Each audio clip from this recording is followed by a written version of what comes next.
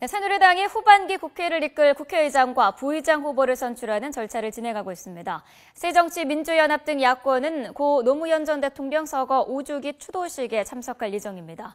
또 6.4 지방선거의 공식 선거운동 이틀째 각 후보들의 유세 일정은 새벽부터 시작됐습니다. 국회로 가보겠습니다. 안윤학 기자. 네, 국회에 나와 있습니다. 네, 먼저 각 당의 주요 일정부터 정리해 주시죠.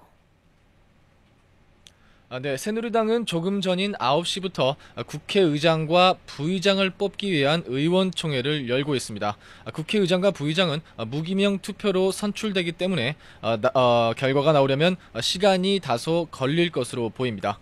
국회의장에는 오선의 황우여 전 대표와 지난 18대 국회 부의장을 지낸 역시 오선의 정의화 의원이 경쟁하고 있습니다. 새누리당 목 국회 부의장에는 모두 4선의 심재철, 정가뷴, 송광호 의원이 맞붙었습니다. 이른바 친박계로 꼽히는 황우여, 정가뷴 의원의 선출 여부가 관전 포인트입니다. 새정치민주연합은 오늘 노무현 전 대통령 서거 5주기 추도식에 참석합니다. 김한길, 안철수 공동대표와 박영선 원내대표 등 당 지도부는 오늘 오후 경남 김해시 봉하마을에서 열리는 공식 추도식에 참석할 예정입니다. 추도사는 문재인 의원이 낭독하고 한명숙 전 총리를 비롯한 참여정부 주요 인사와 통합진보당 이정희 대표, 정의당 천호선 대표 등도 자리를 함께합니다. 아침 회의에서는 양당 모두 세월호 참사 속에 치러지는 이번 지방선거의 의미를 강조했지만 방법론에서는 차이를 보였습니다. 새누리당 이완구 원내대표는 세월호 참사로 침체된 분위기 속에서도 국민에게 용기와 희망, 안정을 되찾아주는 선거를 치러야 한다고 강조했습니다. 반면 새정치연합 안철수 공동대표는 차분한 선거를 치러야 한다면서도 국회는 세월호 희생자들을 위해 세월호 특별법과 김영란법을 조속히 통과시켜야 한다고 밝혔습니다. 네, 공식 선거운동 이틀째인데요. 여야 후보들이 강행군을 이어가고 있다고요. 네, 그렇습니다. 여야 후보들은 새벽부터 지역 곳곳을 누비며 지지를 호소하고 있습니다.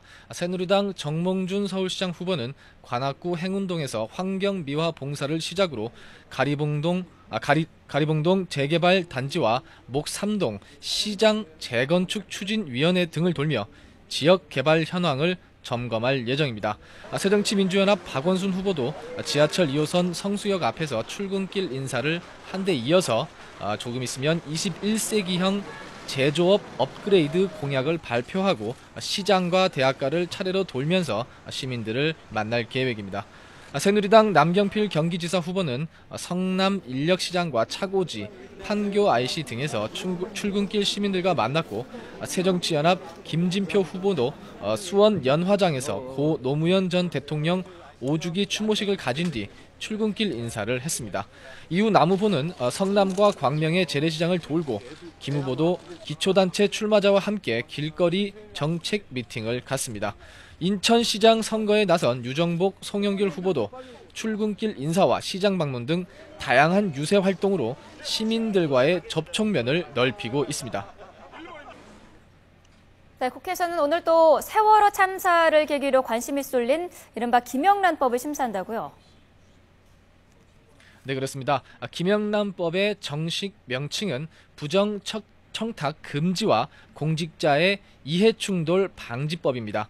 김영란 전 국민권익위원장이 제안한 것으로 공직자가 직무 관련성이나 대가성 여부에 상관없이 100만 원 이상의 금품이나 향응을 받으면 처벌하는 것이 핵심 내용입니다.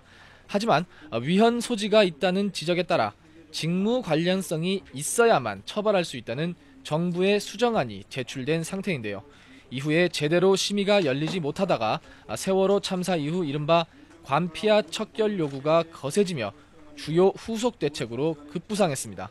앞서 여야 원내 지도부는 김영란법을 가능한 한 원안대로 처리해야 한다는 입장을 밝혀 오늘 국회 정무위 법안 소위에서 원안대로 갈지 아니면 정부 수정안으로 바뀔지가 귀추가 주목되고 있습니다. 만약 오늘 소위를 통과하면 오는 26일쯤 정무위 전체 회의에서 처리된 뒤 다음 주죠. 27일 본회의에 넘겨질 것으로 보입니다. 지금까지 국회에서 YTN 안윤학입니다.